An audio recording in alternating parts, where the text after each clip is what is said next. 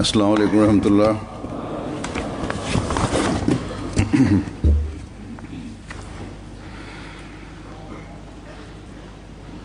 अशहदु अल्ला इलाहा इल्लल्लाह वहदहु ला शरीका लहु वअशहदु अन्ना मुहम्मदन अब्दुहु व रसूलुहु। अम्मा बअदु फ़अऊज़ु बिल्लाहि मिनश शैतानिर रजीम। बिस्मिल्लाहिर रहमानिर रहीम। अल्हम्दुलिल्लाहि रब्बिल आलमीन। अर्रहमानिर रहीम। मालिकि यौमिद्दीन। इय्याका नअबुदु व इय्याका नस्तईन। इहदिनस सिरातल मुस्तक़ीम।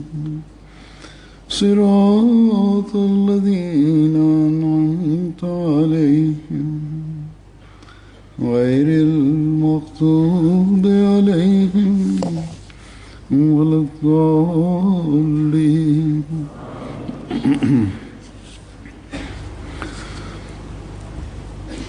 अल्लाह ताला का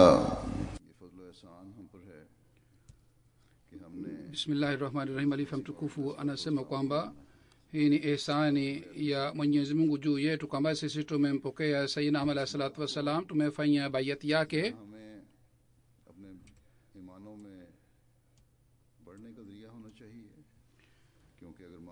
Kitu hiki ikiwa upande mmoja inatakiwa kiongeze imani yetu.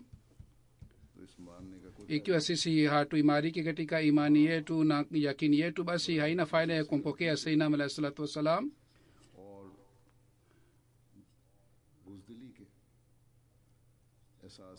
Sisi bila kuwa na uoga wa aina wowote tunatakiwa tusambaze ujumbe wa Islam.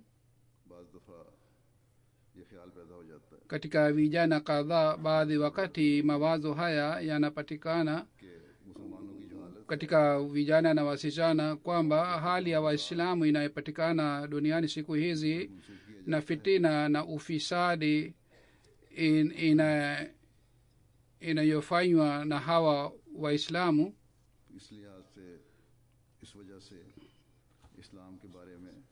na fitina wanayonasibishwa kwa sababu ya hii. Sisi hatutakiwi tuzungumze sana kuhusu Islam. Hazur anasema ingawa wapo wengi vijana ambao wanasambaza ujumbe wa Islam bila kuogopa, na taarifa ninayopata katika taarifa hii inaelezwa kazi ya vijana wanayofanya katika kusambaza ujumbe, lakini wapo vijana wengine ambao kwa sababu ya yoyote wanakuwa waoga. Wao wanajiita Waislamu lakini hawaelezi mbele ya watu wengine kwamba wao ni Waislamu ipasavyo.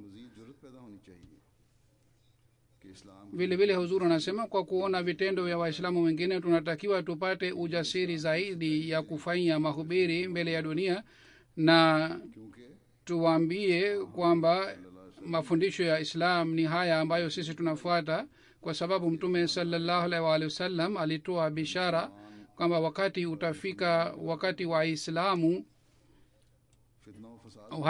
wataharibika, hawatafuata mafundisho na fitina na ufisadi itapatikana ndani yao.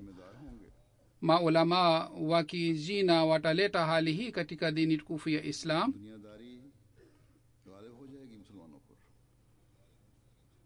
Waislamu wataanza kutanguliza dunia juu ya dini. Katika hali hii Masihi aliahidiwa atadhihirika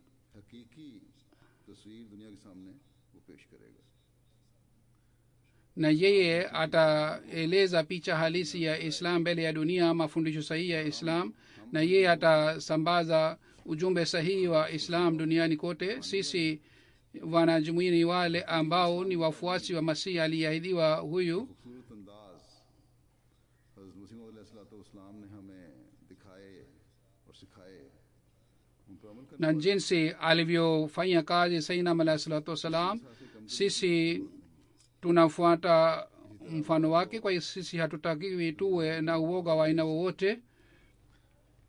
hivyo ndivyo watu wengine, kwa sababu ya athari ya dunia, wao wamezama katika dunia, wameangukia dunia baada ya kuja katika nchi hizi za Ulaya. Wao wanaahidi kwa ulimi wao kwamba wanatanguliza dini juu ya dunia, lakini vitendo vyao ni tofauti na matamko yao. और बेहतर अखलाक गैरों को दिखाने में तो बहुत बेहतर हैं हमारे Ahmadi. Hawa wanajumuia wetu wa aina hii wanakuwa na hulka njema kwa ajili ya kuonyesha watu wa hapa, lakini wao hawatimizi haki ya ibada ya Mwenyezi Mungu kama inatakiwa mwanajumuia atimize haki hii pasavyo. hivyo ndivyo mahusiano yao kati yao pia si mazuri. एहतराम से पेश आने में भी कमी है।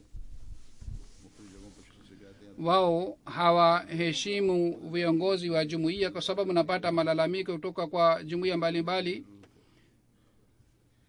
हज़रत मसीह मौऊद अलैहिस्सलाम kwa hiyo hii hali inatakiwa iboreshwe.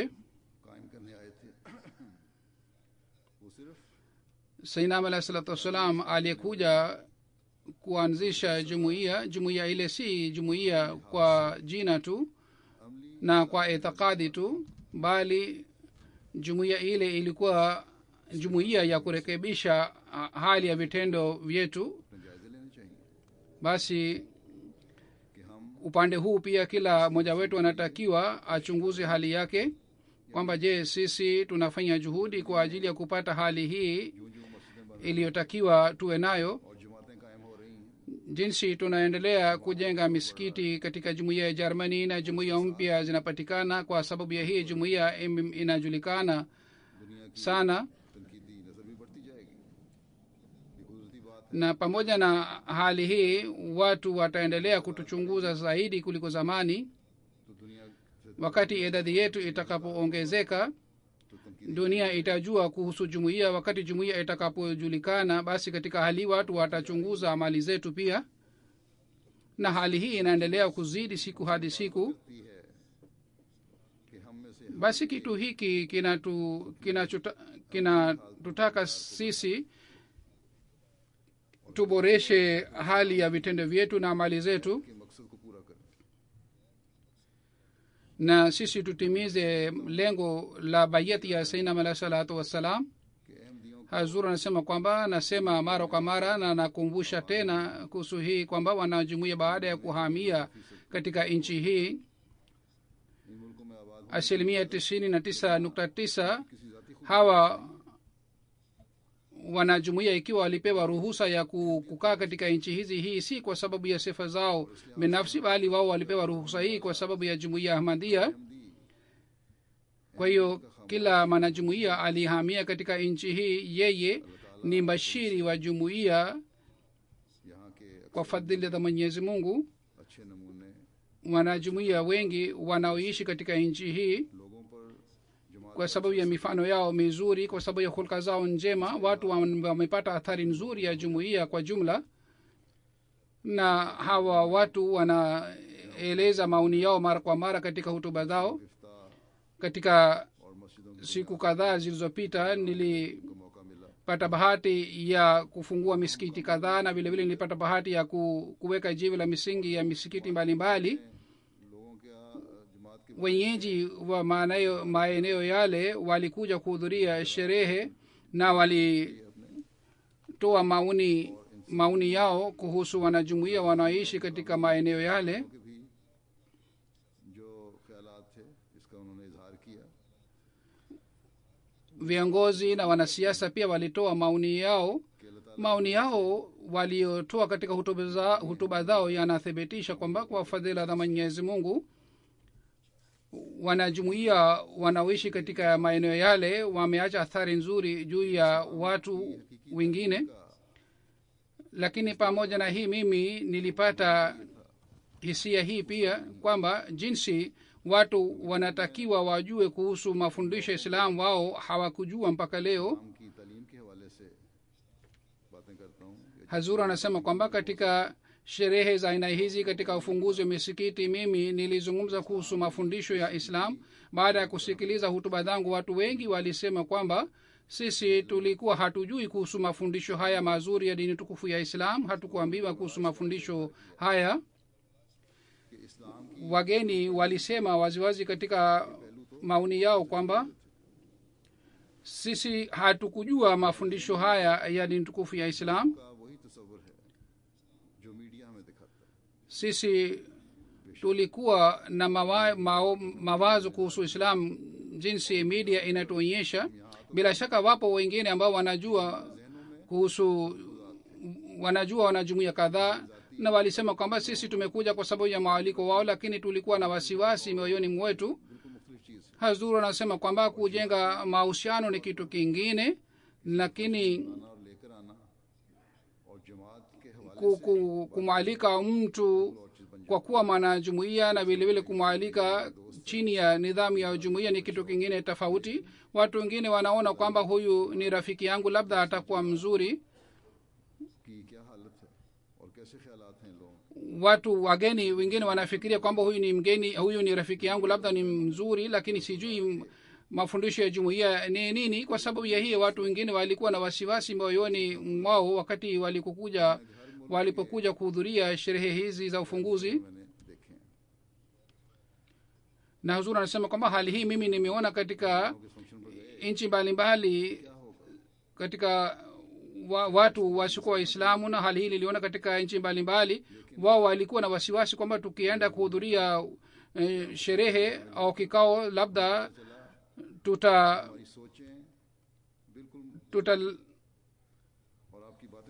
tutapata hali ya ugaidi kule. Lakini baada ya kuhudhuria mkutano walisema kwamba mawazo yetu yalikuwa tofauti kabla ya kuhudhuria kikao hiki, lakini baada ya kusikiliza hutuba zako sisi tumejua kwamba Islam ni dini ya amani, na vile vile ni dini ya mapenzi, na vile vile ni dini ya kusambaza mapenzi.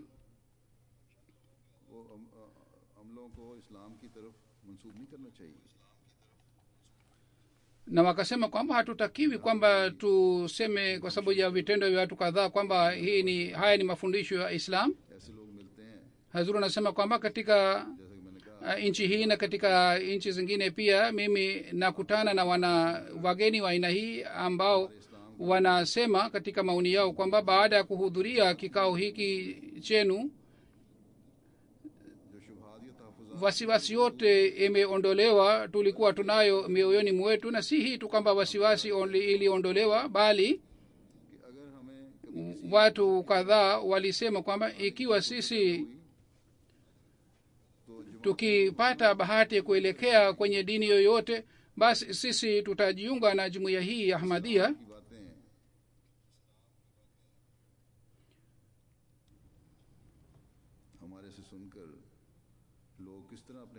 Hazur anasema kwamba hawa watu kwa kusikia mafundisho ya tukufu ya Islam kutoka kwetu namna gani wanapata athari. Nataka kutoa mifano yake kadhaa. Misikiti wa kwanza iliyofunguliwa ilikuwa katika mji wa Warshat.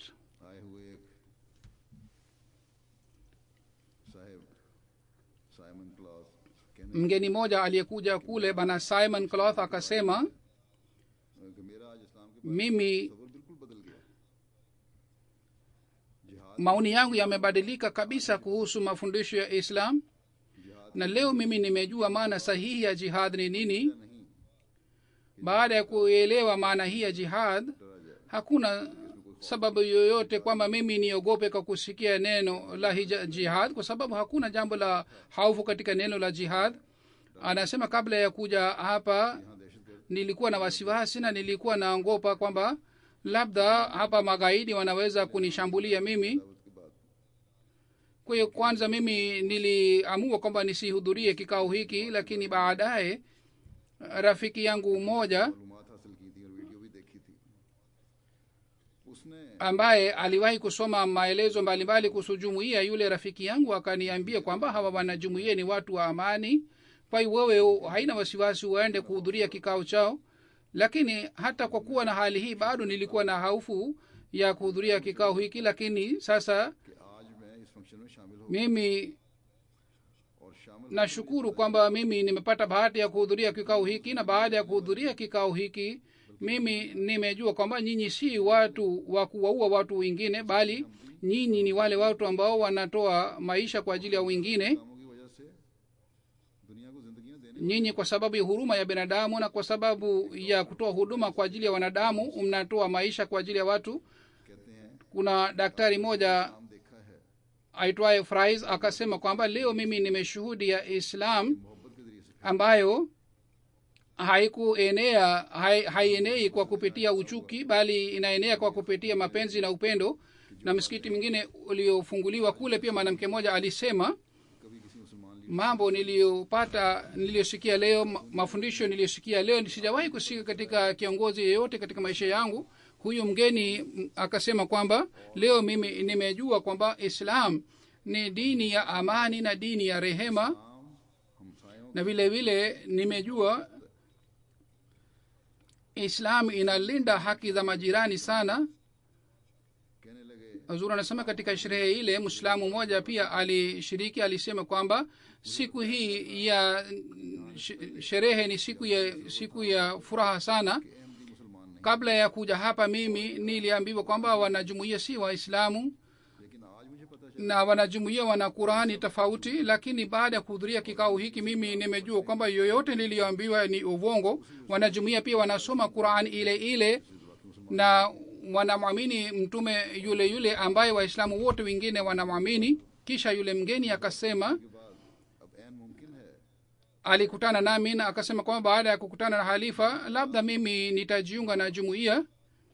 Hazur anasema kwamba इस जगह पर यहाँ mawazo ya aina hii yalitolewa wakati jiwe la msingi pia liliwekwa, marble vile vile katika Marburg pia ambapo jiwe la msingi liliwekwa kule. Pia vice chancellor wa chuo cha kule akasema kwamba जमात mimi खलीफा की nimefurahi sana kwa kusikia hutuba ya halifa, जो मैंने वहाँ अपने एड्रेस में कहा था कि दो जन्नतों का तस्वुर पेश na hasusan इस्लाम की तालीम बताई थी कि इस दुनिया halifa और अगले जान की aliyosema kuhusu pepo mbili, yaani kuna pepo ya dunia na pepo ya akhira. Anasema kwa kusikia hutuba hii ya halifa इस दुनिया की na mawazo haya kuhusu pepo, जन्नत की जन्नत kwamba kuna pepo ya dunia na vile vile kuna pepo ya akhira pia, kwa kupata tafsiri ya kitu hiki nimefurahi sana. हासिल की जा सकती है। Na vile vile nilijua kwamba namna gani tunaweza kupata pepo katika dunia hii ambayo inakuwa dhamana ya kupata pepo katika akhira. Hivyo ndivyo ये भी उन्होंने कहा कि मुझे आज बानी yule mgeni alisema, सल्लल्लाहु अलैहि वसल्लम की सीरत और leo इस्लामी तारीख का भी nimejua kuhusu sera za mtume Muhammad sallallahu alaihi wa alihi wasallam, na vile vile nilijua kuhusu historia ya mwanzo ya dini tukufu ya Islam, na vile vile nilijua kwamba namna gani Islam inahimiza Waislamu watimize haki za wengine. तो दुनिया में अमन Huyu mgeni akasema kwamba ikiwa watu wakielewa mafundisho haya, basi mapenzi na upendo na udugu utapatikana duniani kote. वो कहते हैं कि रोते हुए कहने लगी Yule ambaye alizungumza na huyu mgeni anasema huyu mwanamke alianza kulia na alisema kwamba mimi siwezi kusema zaidi ya hayo kwa sababu alianza kulia. Hazur anasema kwamba huyu mwanamke ni Mkristo, anakuja katika sherehe ya Waislamu. Yeye alikuwa hajui kuhusu mafundisho ya Islam. Hata Amir Sahab aliniambia kwamba vice chancellor हैं yeye लेकिन उसके बाद बातें सुन alikuwa anamtafuta lakini alikuwa hapatikani. Lakini yule mgeni aliposikia mafundisho ya Islam yeye hakuweza kujizuia, bali alianza kulia. Hazur anasema kwamba haya ni mafundisho mazuri ya dini tukufu ya Islam, kwa hiyo sisi hatutakiwi tuwe na uoga au tuwe na wasiwasi aina yoyote. कहने लगी कि आज तुम्हारे खलीफा ने mwanamke mwingine alisema kwamba leo halifa wenu यहाँ मैं अपने दिल में ametoa majibu ya maswali yote nilikuwa ninayo moyoni mwangu kabla ya kuja hapa. खूबसूरत बातें सुनी Akasema nina hofu kwamba nimesikia mafundisho mazuri kiasi hiki na mimi narudi nyumbani kwangu, sijui kesho ikiwa mtu mwingine anafedhehesha islam na anashambulia shambulio la ugaidi na watu wataanza kumwelekea kwake na watasahau ujumbe huu mazuri ujumbe huu mzuri uliotolewa hapa. Mimi nina hofu hii kwamba isije ikatokea hivi. Hazur anasema haya ni maoni ya watu. Vile vile Hazur anasema kuna maoni ya watu wengi sana walikuja kuhudhuria sherehe hizi. इस खातून ने कहा कि लोग पुरअमन पैगाम को Kama huyu mwanamke और ये हकीकत है alisema kwamba watu watasahau ujumbe huu mzuri wa Islam ambao ni ujumbe wa amani. Hazur anasema hivi ndivyo inavyotokea, नाम की अच्छी तस्वीर कभी दुनिया के सामने पेश ना हो, na media inafanya juhudi kwamba watu wasijue kuhusu mafundisho sahihi ya Islam. Kwa hiyo katika hali hii ni jukumu letu sisi wanajumuiya, sisi प्यार tufikishe na tusambaze ujumbe huu wa amani na usalama na udugu, अदायगी करने वाला पैगाम है, इसको फैलाने की कोशिश na vile vile ujumbe huu ni ujumbe wa kutimiza haki za wanadamu wengine. Sisi tufanye juhudi ya kusambaza ujumbe huu. जो ये बाज नाम ने Ikiwa tukio lolote linatokea dhidi ya jina la Islam, हमारा काम है kama waislamu wa jina wanafanya baada ya tukio lile, ni jukumu letu kwamba sisi tueleze mafundisho sahihi ya dini tukufu ya Islam mbele ya dunia. मुख्तलिफ फंक्शंस पर आए या जिनसे ताल्लुकात हैं Halifa mtukufu anasema kwamba wageni waliokuja ambao wana marafiki zao katika jumuiya, sasa wanajumuiya wanatakiwa waendelee kujenga mahusiano yao pamoja na hawa wageni. ये सब क्यों हुआ है, क्या वजह है इसकी, Hawa wageni kwa nini wamepata athari, sababu yake ni nini? जो दूसरे मुसलमान पढ़ते Sisi pia tunasoma Qur'an ile ile ambayo waislamu wengine wanasoma. Sisi pia tunaswali swala kama waislamu wengine wanaswali. जो हजरत Sisi tunafuata sheria ile ile और आपको आखिरी iliyoteremka juu ya mtume sallallahu alaihi wasallam, na sisi tunamwamini mtume sallallahu alaihi wasallam ni nabii wa mwisho, khataman nabiyin. Ikiwa hawa wanapata athari, hii yote imetokea kwa sababu ya hii tu kwamba sisi tumepokea sayyidina alayhi salatu wassalam, na kama nilivyosema hapo awali, इस्लाम की हकीकत खोल कर हमारे सामने रखी। sayyidina alayhi salatu wassalam alituelezea mafundisho sahihi ya dini tukufu ya Islam mbele yetu, na alisema kwamba haya ni mafundisho sahihi ya Qur'ani tukufu. Sasa ni jukumu la kila mwanajumuiya kwamba yeye asambaze mafundisho haya. अमली तब्दील Basi ikiwa upande moja sisi tunatakiwa tulete mabadiliko mazuri ndani yetu, vile vile tunatakiwa tusambaze vitabu vya sayyidina alayhi salatu wasalam, na hili ni jukumu letu na hili ni jukumu tulilolipewa. Hazur anasema kwamba kama nilivyosema kwamba katika Marbag jiwe la msingi la msikiti liliwekwa kule, तलबा भी शामिल थे। professor wa chuo walikuja na wanafunzi wa chuo pia walikuja na wageni wengine pia walikuja, vice chancellor pia alikuja, na mimi nimeshawahi kutoa maoni yake kule. Katika sherehe ile profesa wawili kutoka Misri pia walikuja ambao wanasomesha mafundisho ya Islam na vile vile ya Kiarabu. Profesa mmoja nilipomuuliza alisema kwamba yeye anafundisha filosofia ya Islam. Mimi nikamuuliza, इस्लामी उसूल की फिलॉसफी पढ़ी, je, umeshawahi kusoma kitabu cha sayyidina alayhi salatu wasallam kitwacho mafundisho ya filosofia ya mafundisho ya Islam? Akasema hapana. Mimi nikamwambia lazima usome kitabu hiki, kwa sababu bila kusoma kitabu hiki huwezi kujua filosofia ya mafundisho ya dini tukufu ya Islam kwa undani sana. कि national secretary इशाद साहब उन्हें साथ लाए हुए थे। Mimi nikashangaa sana kwamba katibu wa Ishaad alimleta yule mgeni, na labda aliwahi kuwa mwanafunzi wa huyu profesa, lakini hakumpatia kitabu hiki. लेकिन Huyu katibu wa Ishaad alikuwa anawajua wageni hawa vizuri sana, lakini licha ya kuwa na hali hii kwamba alikuwa anajulikana na hawa wageni na alikuwa anajua kwamba wanafundisha nini, yeye hakuwapatia kitabu hiki cha sainam alahi salatu wassalam. देने का इंतजाम halifa mtukufu anasema kwamba mimi nilimwambia katibu kwamba mara moja uwapatie kitabu hiki. Jana katibu ameniandikia barua kwamba yeye tayari ameshawatumia kitabu hiki cha sainam alahi salam. अपनी जुबान में उनको ज्यादा hazur anasema alitakiwa awatumie kitabu hiki katika lugha ya Kiarabu, wangeweza kuelewa vizuri zaidi katika lugha yao, lakini ametuma katika lugha ya kingine. पढ़कर इस्लाम की hazur anasema kitabu hiki ni kitabu kwacho Waarabu wengi wananiandikia kwamba baada ya kusoma kitabu hiki tulijua kuhusu mafundisho ya Islam, na vile vile Wakristo pia wananiandikia kwamba kitabu hiki kimebadilisha hali yetu na kimeleta mapinduzi ndani yetu. आलिम भी थे, बड़ा गहरा इल्म था इनका, बल्कि इस्लाम का भी बड़ा गहरा इल्म रखने वाले थे। वो भी यही कहते थे, Bana Sakib Saheb pia ambaye alikuwa na elimu sana ya Islam सबसे ज्यादा किरदार alikuwa akisema kwamba yeye alijiunga na jumuiya kwa kusoma kitabu hiki cha Sayyidina Alayhi salatu wassalam.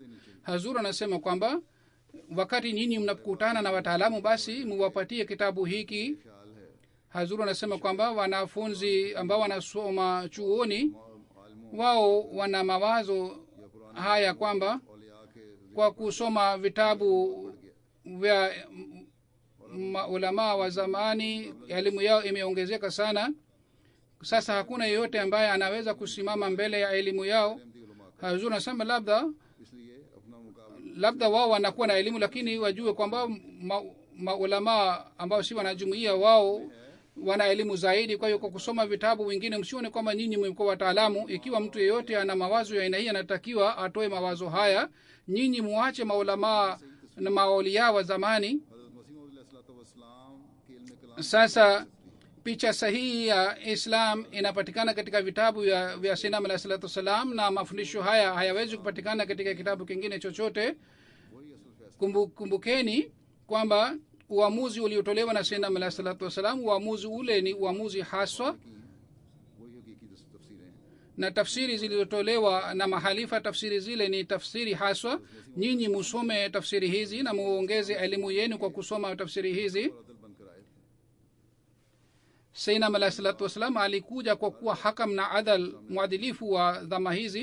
इसलिए Kwa hiyo kitu hiki tunatakiwa tuweke mbele yetu kila wakati, tuendelee kuzingatia. Kwa hiyo yoyote aliyosema Sayyidina Alayhi salatu wassalam ni kweli na vile vile ni uhakika wa mafundisho ya Islam. Kwa hiyo msidhani kwamba kwa kusoma vitabu ya maulamaa wengine na wataalamu wa wengine nyinyi mmekuwa waalamu na wataalamu. Nyinyi hamwezi kuwa wataalamu mpaka musome vitabu vya Sayyidina Alayhi salatu wassalam. Bila kusoma vitabu vya Sayyidina Alayhi salam hamwezi kuwa maulamaa wala wataalamu.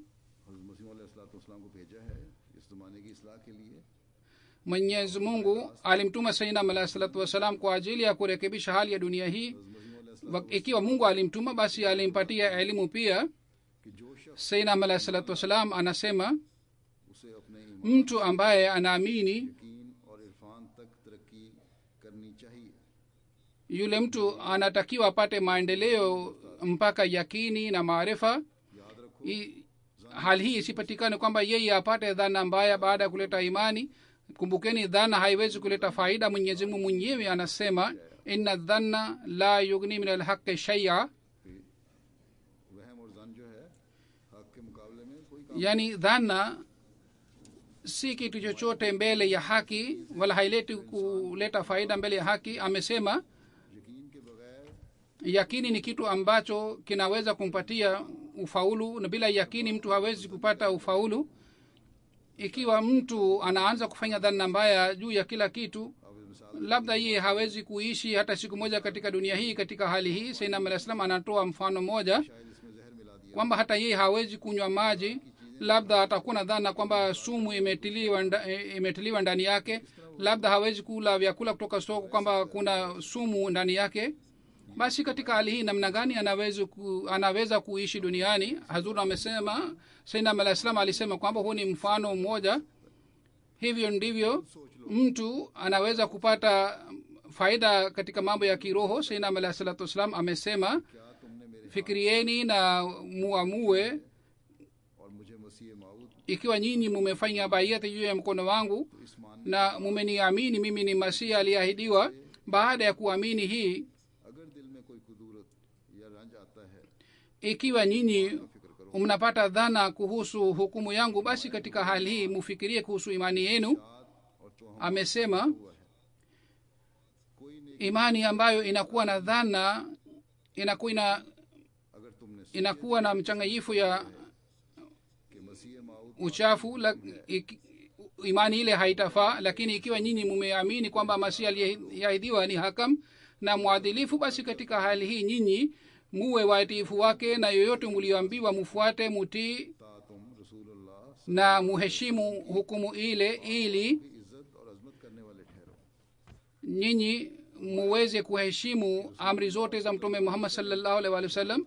Amesema sayyidina alayhi salatu wasalam kwamba ushahidi wa mtume sallallahu alaihi wasallam unatosha.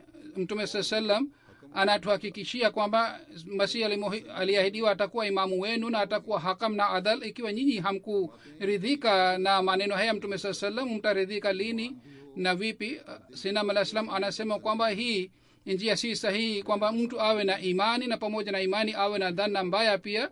Ikiwa mimi si mkweli, basi nyinyi katika hali mtafute mkweli mwingine, na mujue kwamba hakuna mkweli mwingine isipokuwa mimi katika zama hizi. Ikiwa nyinyi hampati mkweli mwingine, na wahakikishieni kwamba hamtapata mkweli mwingine, basi katika hali hii mimi nina haki hii ambayo nilitolewa na mtume sallallahu alaihi wasallam, kwamba wale watu ambao wamenikataa na wanaleta shutuma dhidi yangu, wao hawakunitambua, na yule ambaye amenikubali na amenipokea na amefanya bayati yangu, na baada ya kufanya hii analeta shutuma, basi huyu ni mwenye bahati mbaya zaidi kuliko mwingine, kwamba kwa kuona amekuwa kipofu.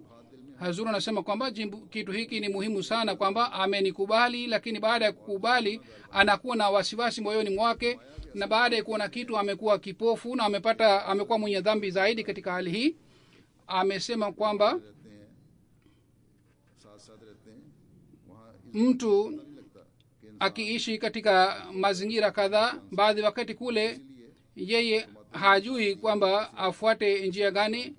Ndio maana Sayyidina alayhi salatu wasalam ametoa mfano wa Isa alayhi salatu wasalam. Masihi alayhi salam alisema nabii hapati fedheha lakini katika nchi yake tu.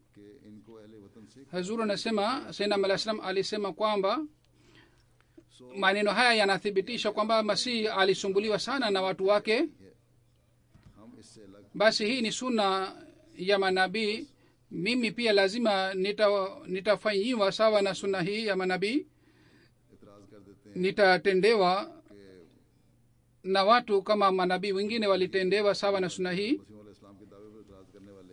Halifa mtukufu anasema kwamba watu wanaoleta shutuma dhidi ya Sayyidina alayhi salatu wasalam kwamba maulama wa taifa lake wamekataa na wametoa fatwa kwamba yeye si Muislamu, na waliotoa fatwa ni Waarabu na vile vile maulama wa mataifa mengine pia. Kwa hiyo wanasema hii dalili inatosha. Sayyidina alayhi salatu wasalam anasema kwamba kumbukeni kwamba nabii alipokuja katika sehemu yoyote watu wake walimkataa. Anasema Sayyidina alayhi salatu wasalam, yoyote tuliosikia kutoka kwa wapinzani wetu, hii ilikuwa sawa na sunna hii ya manabii, kwamba wao walipingwa. Hazur anasema kwamba upinzani wa Sayyidina alayhi salatu wasalam kwa hakika ni dalili ya ukweli wake, kwa sababu hii ni sunna ya manabii kwamba wanapingwa. Sayyidina alayhi salatu wasalam alisema kwamba ma yati bi rasulin illa kanu bihi yastahziun, hakuna nabii yeyote aliyekuwa akija lakini watu walikuwa wakimfanyia dhihaka na mzaha. Sayyidina alayhi salam anasema kwamba anasikitika kwamba ikiwa hawa watu wangekuja kwangu kwa nia safi na roho safi, mimi ningewaonyesha yule Mungu ambaye mimi nimemwona, na Mungu katika hali angeleta rehema juu yao na angewaelimisha. Lakini hawa watu walifuata bugudha na husuda. Kwa hiyo namna gani ni waelimishe? Hazur anasema kwamba sisi ambao ni wafuasi wa Sayyidina alayhi salatu wasalam tumempokea Sayyidina alayhi salatu wasalam, basi katika hali tunatakiwa tujenge mahusiano na Mwenyezi Mungu, kwa sababu dunia hii ni dunia ya siku chache. Tunatakiwa tufikirie kuhusu akhira yetu.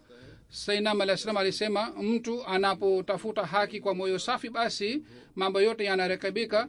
lakini mtu anapokuwa na nia mbali, basi katika hali yeye hapati kitu chochote. फरमाया कि हिजुल करामा में Amesema वाले से लिखा है katika hejuzul kerama kwa kumpitia ibn arabi imeandikwa, masihi aliahidiwa atakapokuja ataitwa mwongo, na hata ataitwa kwamba itasemwa kwamba yeye anabadilisha dini ya Islam. Hazuru anasema Sayyidina Muhammad sallallahu alaihi wasallam alisema kwamba hivi ndivyo inatokea, na letewa shutuma hizi. Mtu anaweza kutoka nje katika ahli wakati mtu anaacha dhana yake mbaya, फरमाया और इसके बजाय वो ये फिक्र na badala ya dhana mbaya yeye afikirie kwamba je, huyu ni mkweli au si mkweli, और अल्लाह ताला से दुआ मांगो कि ये सच्चा है कि नहीं।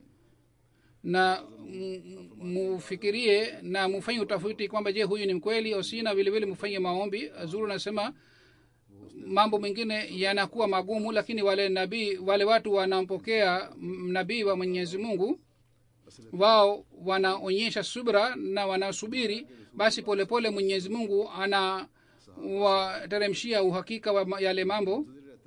Masahaba walikuwa hawamuulizi Mtume sallallahu alaihi wasallam swali, walikuwa wakisubiri mtu mwingine aulize swali ili wao wapate faida kwa kupitia swali lake.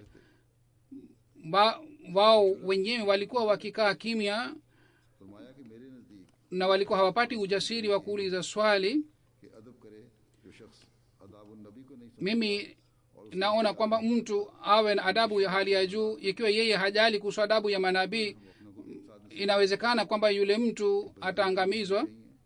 सवालात बिला Sayyidina Muhammad sallallahu alaihi wasallam amesema kwamba hatutakiwi tuwe na dhana mbaya na hatutakiwi tuulize maswali yasiyokuwa na maana. किसी एहसास Khalifa mtukufu anasema kwamba की जरूरत नहीं, जैसा कि मैंने kitu cha kwanza ni kwamba sisi hatutakiwi tuwe na uoga wala wasiwasi. पुराने बुजुर्गों और औलिया की आरा हैं तो वो इस हकम और Ikiwa kuhusu mambo kadhaa maulamaa wa zamani walitoa मुकाबले में कोई mawazo yoyote, basi yale mawazo hayana thamani mbele ya mawazo ya Sayyidina Muhammad sallallahu alaihi wasallam.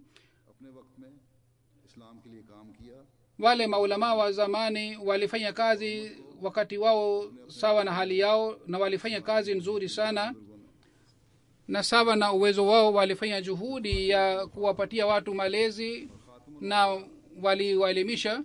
Lakini sasa wakati khatamul khulafa na khatamul awliya na mujaddidul akhiru zaman na hata hakam na adal, yani Sayyidina Muhammad sallallahu alaihi wasallam ameshakuja, sasa hukumu itakayotolewa na yeye na yoyote aliyosema kuhusu Islam ile ni haki, mambo mengine yoyote si kweli. ये हमें याद रखना चाहिए। Na sisi baada ya bai tunatakiwa tufuate mambo haya, na hii ndiyo ni Islam halisi. जैसा कि मैंने कहा, क्यों हमें Kwa hiyo dunia inapenda siku hizi, हम इस इस्लाम kama niliyosema kwamba kwa nini watu wanatupenda kwa sababu sisi tunaeleza mafundisho haya ya Islamu ambayo Mtume Sayyidina Muhammad sallallahu alaihi wasallam alitufundisha. बहुत सी मिसालें हैं। Hazur anasema mimi nimetoa mifano kadhaa, kuna mifano chungu mzima ya mafundisho haya. जैसा कि मैंने ये भी कहा था, दूसरी बात ये भी है Alifa mtukufu anasema kwamba kama कि जो literature nilivyosema kwamba jambo la pili tunatakiwa tulikumbuke kwamba vitabu उसको पढ़ना vilivyoandikwa na Sayyidina Muhammad sallallahu alaihi wasallam, हकीकी इस्लाम के बारे में हमें बताता है। बस जहाँ ikiwa tunasoma vitabu hivi tutajua kuhusu Islam halisi. Ikiwa nyinyi wenyewe mnasoma vitabu, vile vile muwapatie vitabu hivi wengine ambao ni marafiki zenu na watu ambao ni roho safi na tabia safi. Tunalazimika kuwapatia vitabu vya Sayyidina Muhammad sallallahu alaihi wasallam, इन्हीं के हवाले हमें देने चाहिए और ये ज़रूरी है। बस हर अहमदी को na tunatakiwa sisi tuzungumze kwa kupitia vitabu vya Sayyidina Muhammad sallallahu alaihi wasallam. Basi kila mwanajumuiya करना चाहिए, anatakiwa yeye mwenyewe asome vitabu vya Sayyidina Muhammad sallallahu alaihi wasallam na vile vile asambaze vitabu hivi vya Sayyidina Muhammad sallallahu alaihi wasallam. Sisi hatujali wala hatutakiwi tu tujali kwamba dunia inatuita nini au itasema nini. हमारे मतलब क्या ख्याल आता Katika है? अम्बिया और watu hawa watasema nini kuhusu sisi. Sisi hatujali kuhusu hii. Manabii wa Mwenyezi Mungu wanakuja wakati और दीन में बिगाड़ पैदा होना शुरू watu wanaanza kuangukia dunia na dini inaharibika, भूल जाती है और उनको सही na watu kwa kuangukia dunia wanasahau dini ya mwenyezi mungu. Katika halima nabii anakuja kwa ajili ya kurekebisha watu hawa na kuwaelekeza katika njia iliyonyoka. Basi sisi kwa kumpokea sayyidina alayhi salatu wassalam tumesema kwamba tutarekebisha hali ya dunia. Kwa hiyo sisi lazima tutapata upinzani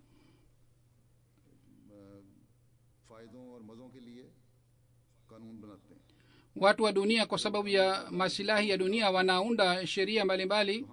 Ikiwa kanuni ile ni kinyume na amri za mwenyezi mungu, sisi kwa kufuata kanuni ile tutarekebisha hali ya dunia na tutaongoza katika njia iliyonyoka. Kwa hiyo sisi hatutakiwi tuwe na hofu wala wasiwasi, na kazi hii inatakiwa ifanywe kwa hekima sana. Basi hatutakiwi tuogope kitu ambacho si sahihi na kitu ambacho kimekatazwa na dini. Sisi tutasema kwamba kitu hiki si sahihi. Kila mwanajumuiya akumbuke kitu hiki vizuri sana. Sayyidina alayhi salatu wassalam ikiwa aliposema kwamba watu wasiulize maswali mengi sana, sababu yake ni hii kuwa kwa sababu ya hii mtu anakosa utii kamili. Sayyidina alayhi salam alisema kwamba watu wengine wanapouliza swali, basi waumini pia kwa kusikia maswali na majibu wanaridhika na imani yao inaimarika. Na nabii anaulizwa swali yoyote, basi anatoa majibu sawa na hali ya watu wote.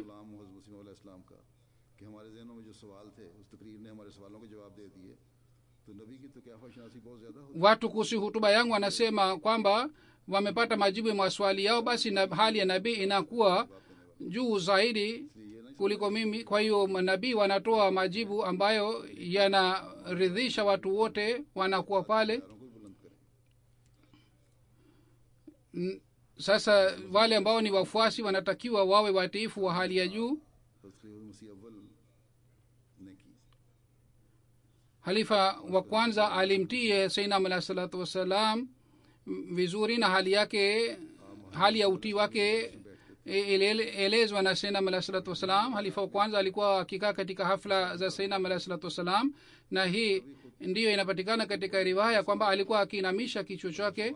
Yeye hakuuliza swali lolote wala hakusema, alikuwa akikaa kimya, na watu walipokuwa akiuliza swali yeye alikuwa akipata faida kwa kupitia maswali yale. Au sayyidina alayhi salatu wasallam mwenyewe alipokuwa akitoa nasaha alikuwa akisikiliza kwa makini na alikuwa akipata faida kwa kupitia nasaha hizi. Halifa mtukufu anasema kwamba kumbukeni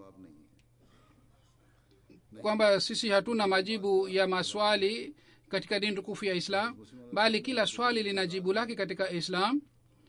Na sayyidina alayhi salatu wasallam katika hutuba zake na katika maandiko yake ametoa majibu ya maswali ya kila aina.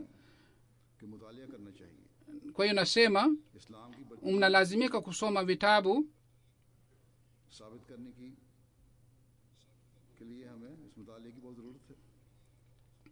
kwa ajili ya kuthibitisha ubora wa Islam. Tunalazimika kusoma vitabu hivi vya sayyidina alayhi salatu wasallam.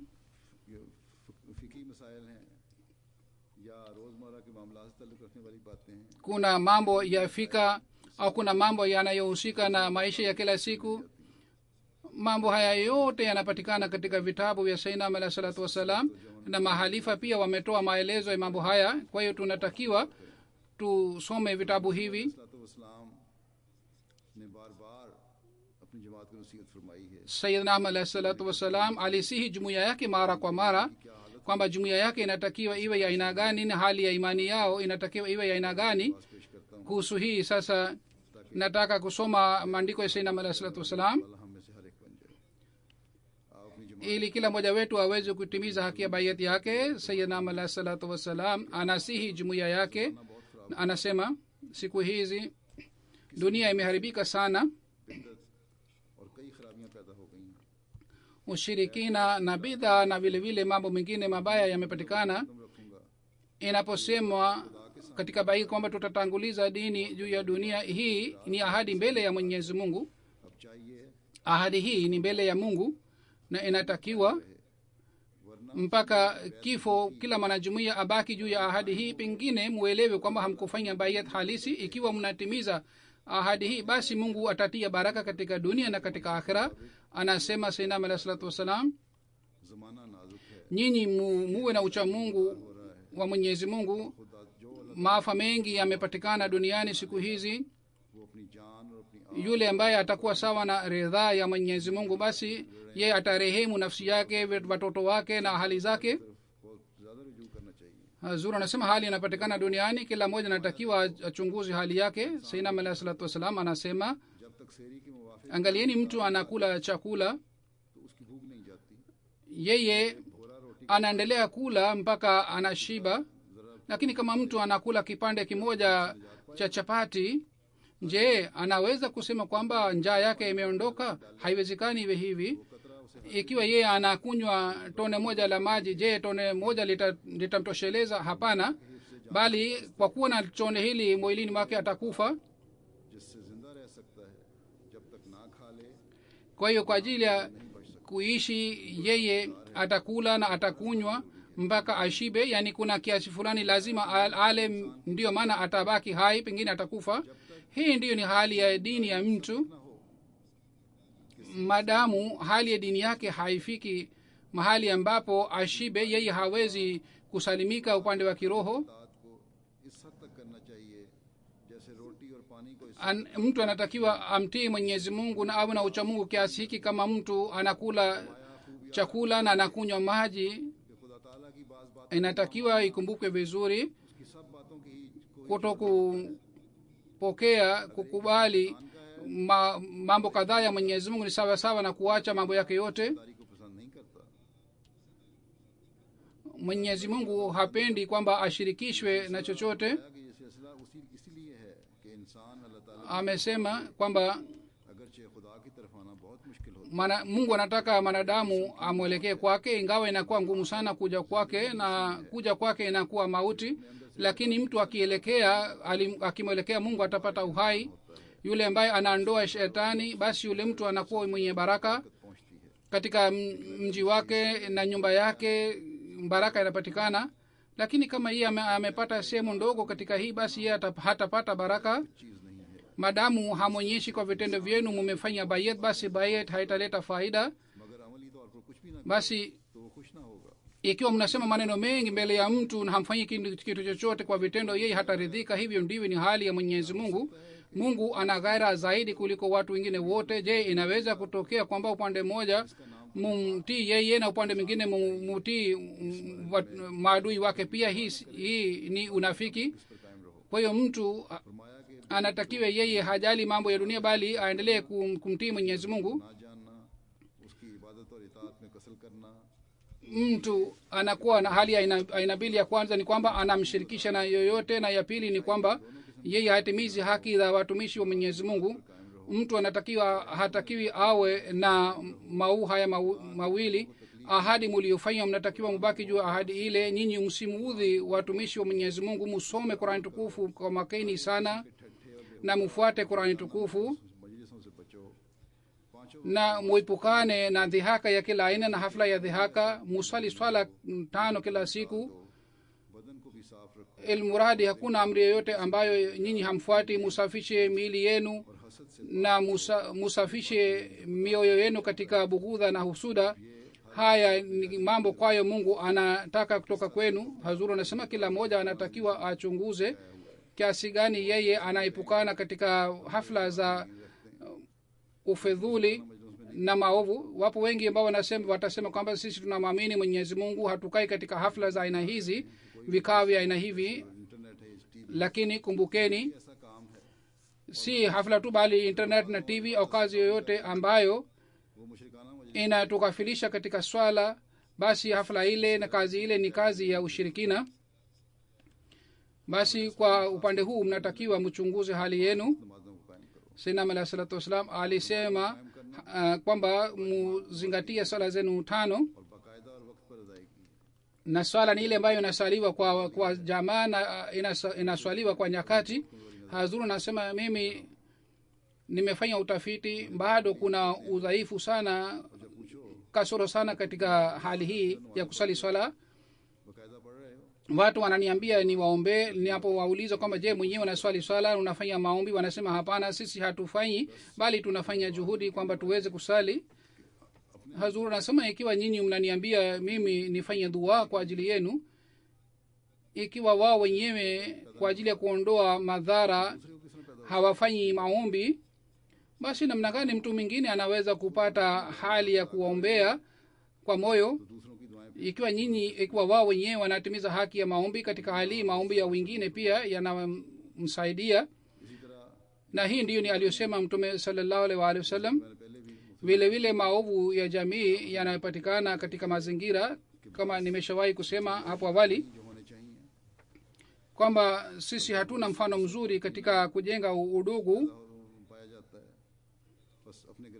bali husuda na bughudha inapatikana. Basi kila mmoja anatakiwa achunguze hali ya mali zake. Nyinyi msichunguze wengine kwamba yeye anafanya nini, bali nyinyi murekebisha hali yenu, mchunguze hali yenu. Ikiwa nyinyi mnarekebisha nafsi zenu, basi maovu yote yataondoka. Hakuna yeyote anayeweza kudai kwamba mimi ni mtakatifu, sina dhambi wala makosa. Hazur anasema kwamba basi kwa kuzingatia makosa tunatakiwa tuendelee kufanya istighfar. Mwenyezi Mungu atujalie sisi sote tuweze kufanya hivi, na sisi kwa kweli kweli tuweze kutimiza haki ya bayat ya Sayyidina alayhi salatu wassalam. Amin.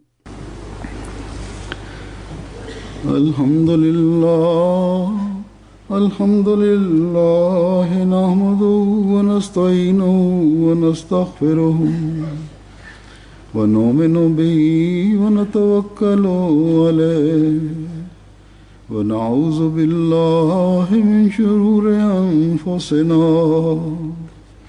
wa min sayyiati a'malina. من يهده الله فلا مضل له ومن يضلل فلا هادي له ونشهد أن لا إله إلا الله ونشهد أن محمدا عبده ورسوله. عباد الله رحمكم الله إن الله يأمر بالعدل والإحسان وإيتاء ذي القربى وينهى عن الفحشاء والمنكر والبغي يعظكم لعلكم تذكرون. اذكروا الله يذكركم وادعوه يستجب لكم ولذكر الله أكبر.